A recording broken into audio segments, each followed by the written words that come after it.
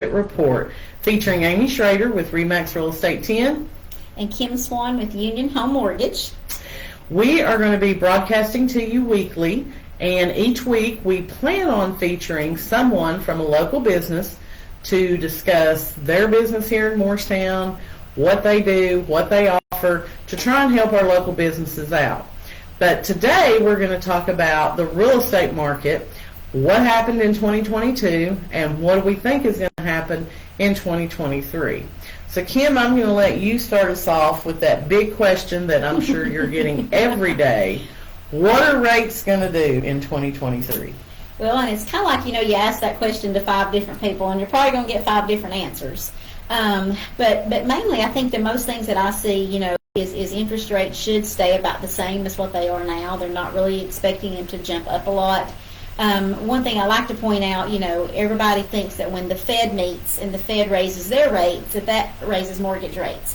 And actually, it can kind of have an opposite effect on that, because what the Fed's meeting on is like what we call short-term credit cards, home equity loans, and things like that. Mortgage loans are obviously calculated on kind of what the economic forecast is for the future and things like that. So the Fed raising their rate doesn't mean that the mortgage rates will go up. Although they have the past few times the Fed has met. Yes. Because them raising the rate was an indication that they are trying to keep us from a recession. Right. So that had a trickle effect onto the mortgage rates. Right. So what are mortgage rates right now? I know I've heard they had been up to like 7.25. Where are we at right now? Well, there's a lot of things that impact those rates, and that's basic credit score, loan size, and things like that. But they're running around, I would say in general, you could say around 6%. Some are lower, of course, some are higher, but around 6% is a general rule. Okay. And that's on a 30-year fixed? Yes, ma'am. Okay. Yes. What are the rates on other loan products right now? Like the government loans, they're a bit lower. They're like in the upper 5s. So, okay. So actually government rates are, and that's always been the case, they're usually a little bit better than what the conventional rates will be. So, but they're upper 5s right now. So. Okay. What about a 15-year? Is there any significant 15-year, difference? not a big difference, because it's kind of like a supply and demand thing. You don't have a lot of people that want that 15-year mortgage anymore, but they are definitely lower. But you're probably going to be still looking, a little over 5% for 15. Okay. So, yes.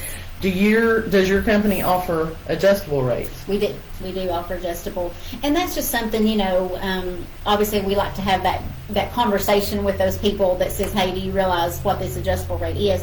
And if you have someone looking for just a short-term home loan, they say, hey, in 4 or 5 years I want to pay this loan off, I'm going to move, then those are mainly the times that the ARMs would probably be best. Another thing we say to people right now, they say, hey, I'm not going to buy a house right now because rates are so high, and we say, date the rate, marry the house, because you can always refinance, and rates have always been on a cycle, they're up, they're down, so, projections are, in another couple of years or maybe a year and a half, they'll be back down, so you can always refinance at that time.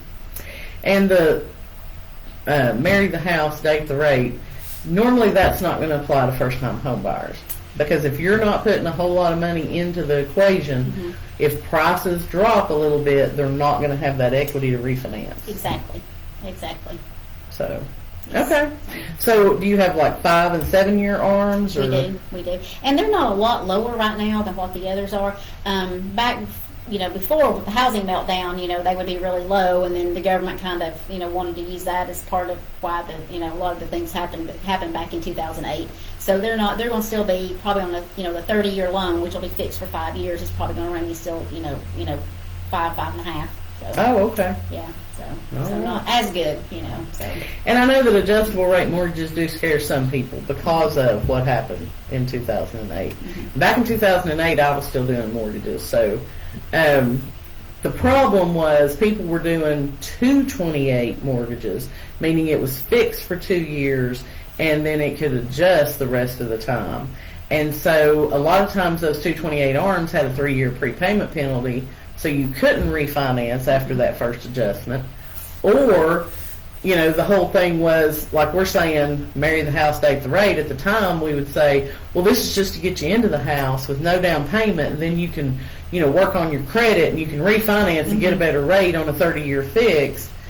And those people never worked on their credit, and Exactly. That was the biggest downfall. Then that's the main thing the 228 was for, was what we call almost like a subprime So again, get somebody in a house, say you've got 2 years to increase your credit scores, improve your credit, and then you can refinance it into a regular mortgage. And again, a lot of those people didn't do that, and those rates went really high. There wasn't the caps on those were not as good as what they are on the regular 5 and 7 year ARMs. So. Exactly. Okay, so anything else you want to share with us about what you think is going to happen in 2023? Well, and of course this is probably more your expertise area than mine, but with rates kind of staying, they think around the same and not really no major increases or probably major decreases this year, and you can answer the question on, some homes are staying on the market a little bit longer, so there is some options there, that they might get the house a little bit cheaper, than they would have, say, even last year. And if that's the case, it's still a great time to purchase a home. So. Well, if you need to buy, it's always a great time to purchase a home. Yeah, because I think everybody I'm talking to, their rent has really went up. It has. It has. It's a lot. So, yeah, I saw something on Facebook like $875 for a 1-bed, 1-bath, which is crazy. I've heard like $1,500 for a 2-bedroom, $1,500 for a 2-bedroom apartment. So that's ridiculous. All right, so we're going to talk a little bit about the real estate market. And I pulled numbers for the month of December, just from December 1st till now. We've had 31 closings so far this month in Hamlin County. The average time on the market is 43 days, and the average sales price is $269,442. All right. If we look back to December of 2021, there were 67 homes that sold, 45 days on the market, and an average sales price of $222. Excuse me. I'm going to get a drink. All right, so we can see that the average home price has definitely increased over the past year. Right now, we have 150 active listings in Hamlin County, which is like huge. That's a much higher number than we've had for the past 2 years. Oh, at least, yes. We have 71 deals that are pending right now, meaning they're under contract. If we look year to date, we've had 725 homes that have sold year to date in Hamlin County. The average sales price is $282,315, and it takes about 50 days from list to close. That's for the entire year. Compared to last year, we had 791 homes that had sold to this point, 52 days on the market, and an average sales price of $241,500. So again, those numbers have increased on the sales price. All right. Now, for 2023, I don't think we're going to see a huge amount of appreciation. I don't think we're going to see a huge amount of depreciation. I think we're going to stay pretty level in where we're at. The biggest challenge that we have right now is sellers wanting to overprice their house. So, excuse me. Oh, it's really hot in this room, and y'all just don't realize that right now. I got too hot. So, I don't think we're going to see a huge amount of swing in the prices of homes, but we've got to get sellers back to reality that we're not going to list $25,000 above what your home is worth, and you're not going to get multiple offers on it right off the bat. So, if we can get people in line with that, it is a good time to buy a house. If you need to buy, it's going to make a lot more sense economically for you to buy than it is to try and pay $1,500 a month in rent. Definitely. So, thanks so much for tuning in. We will be back next week, and we will be featuring a local business.